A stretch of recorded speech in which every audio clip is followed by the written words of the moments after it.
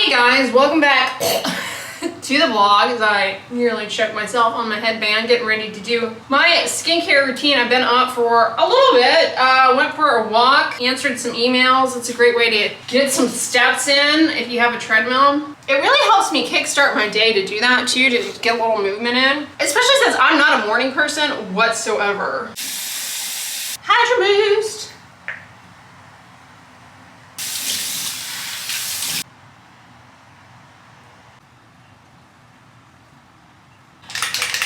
Now, I get a lot of questions about using moisturizer with sunscreen. Sunscreen is moisturizing for the most part. By and large, they are in a moisturizing base, whether it be a cream or a lotion, so you don't really need a separate moisturizer. I'm coming in with the Skin Aqua. This is a really nice liquid, fluid, no cast, on me, hybrid sunscreen. Might leave a cast though if you have a deep skin tone.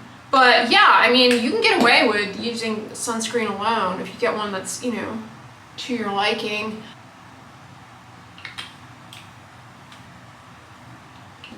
It's that time. I definitely need to clean my makeup brushes. So recently I started using this Angie Hot and Flashy brush from the BK Beauty brushes. This was gifted to me at the Reward Style conference, but I really like this head of this brush. But this makeup brush from e.l.f., the eyeshadow C, I use this all the time. I've had these e.l.f. brushes for a couple of years now, and they are such good quality. And then this is one from Real Techniques, the Deluxe Crease Brush. I use this a fair amount too. And then this is the BK Beauty 202 brush. All right, that was quick and easy. I can plug the light back in. I just have one little USB plug in this bathroom, so I can only have one gadget running at a time. It's either your light or this. But I love to look at the dirty water because it's actually kind of pearly and pretty. I don't know, I'm weird. I try and do it at least once a week, but sometimes twice a week, just because I don't want the messiness. This Echo Tools brush cleaner works really well too. Update on the Kate Spade little pitcher set that I got in my summer FabFitFun box. I am loving it, and the cute little cups. Despite the warning, I have been putting it in the dishwasher and not washing by hand because I will not be doing that. Thank you very much. So it's done just fine. And still using my little lemon plate. Yeah, this came in a FabFitFun box, and these came in a FabFitFun box, and I use them pretty much daily. As did these pretty mugs. And I just like having them out over here because, you know what? It motivates me to use them more. This I think I'm gonna put away because I honestly don't drink out of it that much. It's one of these corksicle things, but it's really good for on the go. And I also love my glass double-walled mugs. These are great for drinking tea. If I put things away in the cupboard, I forget that I have them and I never use them, and then I'll just use the same thing over and over again. Or worse, I forget I have them and think, oh, I need a new cup, and I buy something. So this helps on multiple levels to have them out like that. Ugh. This also came in a FabFitFun box a couple of years ago, and I use it all the time.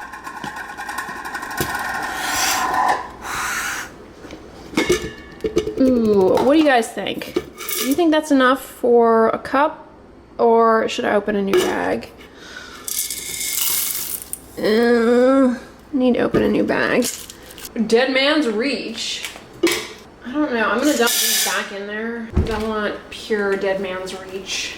I'm not sure what those beans are. I think those beans are Wicked Wolf, so I don't want them to mix just yet. Isn't the artwork on these bags just like so fun? Made in Alaska in Tumwater, Washington. Oh, look at that beautiful beanage. Music to my ears. Do you guys remember what is like kind of in the 90s-ish? You used to go in these gift shops from the mall, or I feel like Cracker Barrel had these. They were called rain sticks. It's like a big stick that you move from side to side, and it kind of sounded like coffee beans. And I also feel as though it was some kind of craft that they often had us make a version of with, I'm gonna say, like paper towel rolls. Am I dreaming that up? I know the rain stick was real, but I feel like it was a craft we did too, where we made a version of that.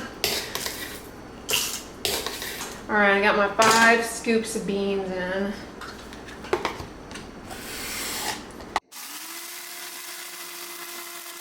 Let's come over here and fire up the candles. So I was given this as a gift, this candle. Here, let me put you guys where you can actually see. Capri Blue. The scent is Paris. I see these candles like in gift shops all the time, and they're so pretty, but I have to be honest, the scent is nice, but it doesn't have like a really, really strong throw. It's not bad, but like I can smell it, but it's not a strong scent. It's pretty jar. It looks so pretty lit up. Isn't that pretty? Has anyone tried the Chamberlain coffee that is like a bag that you brew? I'm curious to try it because some of the flavors, the coffee sound good. But I'm not really a cold brew person, but I'm sure they have beans, right? I was just about to turn my camera off, and there's like a sunscreen mark on the back of my camera here on the panel. It's like, of course. I'm surprised I don't have sunscreen all over my kettle. Well, hey guys, I just finished filming my Target Up and Up dupes video. So it should be up at this point if I play my cards right. Some winners in that stack. Like, for example, this body lotion that you can use on the face, in my experience, it's really good. I can't get over how much I paid for this too. I thought, for some reason in my head, I thought it was like $4 or $5, but I paid $2.59 for this. It's such a good value. If you find that moisturizers with niacinamide irritate your skin, check this one out. It doesn't have it. It also doesn't have hyaluronic acid, which I know some of you find irritating. So yeah, check out that review video of all of these because I've been testing them out for you guys so you know what's good and what's pass. Let's talk about what is on my face right now. Here, let me put you guys down. So I tried out before filming this video. Actually, it was, I want to say 4 or 5 hours. It's been a while since we checked in with one another, but I put on this Neutrogena Sheer Tan 30 Radiant Tinted Moisturizer Healthy Skin. This color is too orangey for me, I think.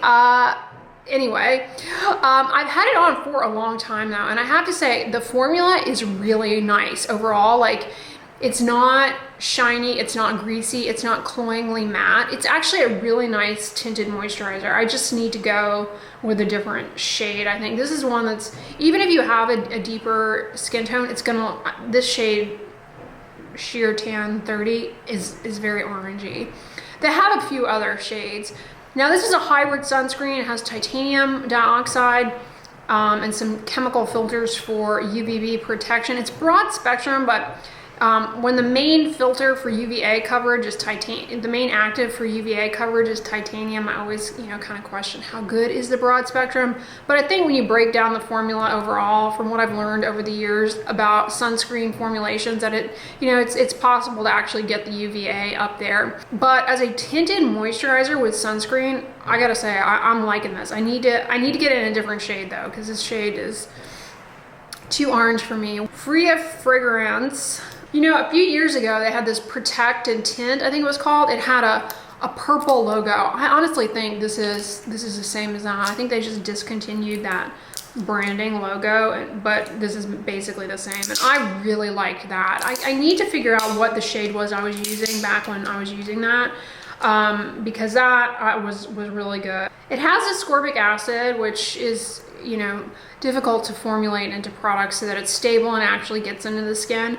But it is an antioxidant that can help with combating oxidative stress. It has dipotassium glycyrrhizate, which comes from licorice root. That's anti-inflammatory. It's good for redness. It's good for hyperpigmentation. The iron oxides in this are going to be helpful for those of you who deal with hyperpigmentation in terms of, you know, not only fading what you have, but preventing it from becoming more stubborn. And it has, what was the other thing in here? Does it have vitamin E too? Yeah. Vitamin E, an antioxidant, probably helps with ingredient stability. It may help combat oxidative stress, free radicals that cause lipid peroxidation, that cascade of inflammatory consequences. I really like the feel, the look of this, but the color is just not. Yeah, I thought I would check in with you guys on that, let you know how that worked out for me. But anyway, I'm gonna get to editing this Target video. It should be up at this point, hopefully, if I play my cards right. But I don't play cards, so there's no wrong playing to cards with me.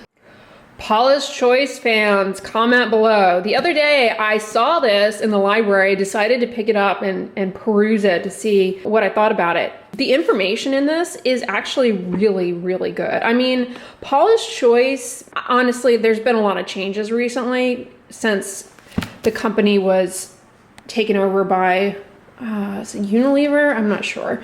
So like Paula, the author of this book, one of the authors, she no longer, you know, she sold her brand. But back in the day, Paula was like this beacon of information in the skincare game. I mean, she really changed it up for consumers. And she did it in an accessible way, like made the information easy to understand. There are a lot of things that she put out there that I don't agree with, but by and large, like the information Paula was putting out back in the day, her books, like Don't Go to the Beauty Counter Without Me, I think it was called. And this book, I mean, the information is solid. I don't know when this was published, but truthfully, like, I haven't read it cover to cover or anything. And so, you know, there could be something in here that's bogus, but by and large, what I've seen and reading this is pretty good. 2015. It's written in a tone that is like, almost like a friend who has insight is talking to you. It's a really,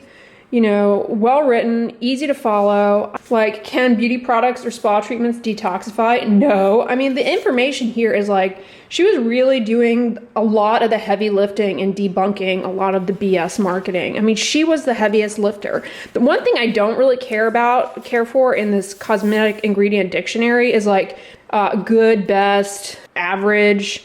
I get where she's going with this, but I think some consumers, like, you know, may lean into these ratings as like, oh, I should avoid, or, you know, like this poor. I mean, skincare products, their performance is influenced by formulation overall. There's a lot of variability from skin type to skin type. Regardless, you know, this ingredient dictionary back here, it really does simplify like what ingredients do. What she says here about gold is spot on too. Like, people hype up gold all the time, and it's not, you know, the claims of it helping your skin, applying it to the skin, are not really substantiated. Licorice extract, we were just talking about that in the Neutrogena tinted moisturizer. This is one of the main things I've always disagreed with Paula, is this packaging matters. Avoid moisturizers packaged in a jar. This is BS. Moisturizers in jars, skincare in jars, it's fine. You know, they're preservatives and things of that sort to keep the ingredients stable. And they're heavily tested for stability. I mean, that's something that is not true at all. Can I get cancer from sunscreen? This is perfect. What she outlined, the way she writes this here is perfect. Debunking the myths around these ingredients. Comment below and if you are a fan. Like, when I first started on YouTube, the Paula's Choice fandom was hardcore, and there are still some strong followers. I really like a lot of the products, but I have noticed a marked change since she sold the company. Like, the last round of products that I reviewed, I was not too impressed with. They still have a lot of good ones. The azelaic acid is by far one of my favorites. And they have some really good sunscreens too. Well, hey guys, I am out of the shower. I was just sitting here running my mouth to you guys, but the camera was not on. I mean, it's on, but I didn't hit the record button like I thought I had. So I just, you know, launched into this whole blah, blah, blah, blah, blah, and you missed it. Basically, today I filmed a video for you guys, which at this point should be up, reviewing the safety of aluminum. You know, is it bad for you? The short answer is no. I mean, unless you have renal disease and somebody is putting you on dialysis and puts aluminum in the dialysis fluid, or you're somebody who works in an occupation where you're exposed to high amounts of aluminum dust. Otherwise, you're fine. We're exposed to aluminum all the time, and the concern people have with aluminum antiperspirants is not founded. There's a small retrospective study that did show an association with earlier onset of breast cancer in women who had used aluminum antiperspirants. However, retrospective studies are subject to a lot of issues. Larger studies with case control studies did not show any association. But that one small study, which, you know, could have multiple confounders, people continue to focus in on that, and they'll say, well, you know, you can detect aluminum in the breast tissue, so it must be harmful. You can detect a lot of stuff in breast tissue, of both breast cancer tissue as well as perfectly healthy breast tissue. Aluminum, you can find it in both. Sodium, zinc, all sorts of other metals can be found in these tissues. It does not mean that it causes breast cancer. So there's no proof that these compounds cause breast cancer, let alone from applying them to the skin. The absorption into the body is going to be negligible. And therefore, you know, unless you have a problem like renal disease where you cannot clear aluminum properly, the likelihood of aluminum in topical products or foods that you ingest, cooking utensils, causing a true problem for you is almost non-existent. It's a non-issue. There's no evidence that the aluminum that we're exposed to in our day-to-day lives causes any kind of harm to human health, but you know, it continues to be perpetuated. And likewise, a lot of people worry about an association with Alzheimer's disease, but larger studies have not shown any association with aluminum, let alone from antiperspirants, and Alzheimer's disease. But, you know, if your skin is easily irritated by aluminum-based antiperspirants, the other options are like Botox, iontophoresis, glycopyrrolate. There are a few other options out there besides using aluminum antiperspirants, especially if you're somebody who sweats a lot. And then, of course, you can deodorize the underarm area by reducing the bacterial burden that break down sweat and cause body odor.